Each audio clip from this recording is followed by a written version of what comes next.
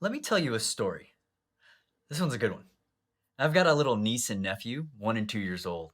And I had this idea of showing up to my brother's place with like a wall of balloons when they opened the door. So I found the fanciest little boutique balloon store in Beverly Hills. And when I was talking to the lady on the phone, I had this idea. See, I was going to show up with 15, 16 big balloons. And I asked the lady, hey, can you hide a dollar bill in half of them? And she agreed. And even as I was driving in the car over to their house, I had like random people taking pictures of my backseat completely covered with silver and gold balloons.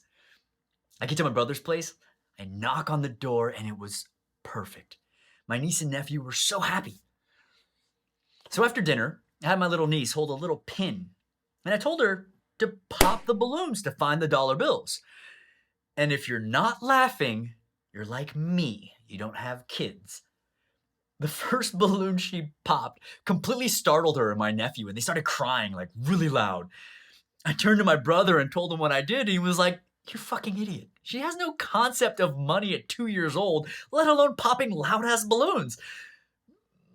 So the moral of the story is there's a time and place for things to be revealed, and doing it early won't get the response you're looking for. So before we take on permanent notes and connecting them together, let's enjoy this part of the process. Here's a picture of her. This was her on her little brother's day of birth. I don't know why anyone would want me to supervise their kids, by the way. I mean, I do have to say though, this little kid has taught me more about being completely present and absorbed in the moment than any other living human being. It's amazing. I mean, when she looks at something for the first time, it's literally watching her learn what something is, cataloging everything she knows in the back of her brain, seeing how she can relate it to what she knows. By the way, that's bottom up. So, what's top down, you might ask? I know you've heard these terms being used all over the place, but I want you to think about it like this. Say you have an owner of a company, a balloon company, and the owner tells their manager to do something to bring in more customers. So, starting from the top, that message is carried down from the owner to the manager to the employees until the employees are doing their best to bring in more customers. It's easy enough, right? So basically, the owner knows what they want and they go towards figuring it out. That's essentially top down. You know what you want and you go find the evidence to support it. But here's a question. Are the employees connected to the owner? I mean, what if it's a big company or a big knowledge base? How are they supposed to communicate with each other, the top and the bottom? You see how things can get a little muddied? Because what happens is you're working outside in, like taking a hammer to a stone, carving away until you get to the center. You know what you want before you start. So, how does this compare to bottom up? Well, let's think about my niece again. As she grows up, she continues to learn what things mean. So she'll take that information and relate it by connecting what she's learning with what she already knows. And obviously, at 2, she didn't understand that money popping out of loud balloons was anything but frightening. But what happens when she learns that balloons, sometimes they go pop and they're loud? Now she's learned what that means and she's relating it to how to react, how to act around potentially loud popping balloons.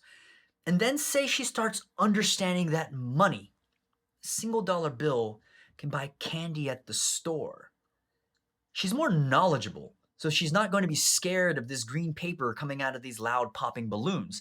If anything, she's now thinking, how many more of these balloons have dollar bills? So it's taking what she already knows and creating insightful ideas of things she doesn't know yet.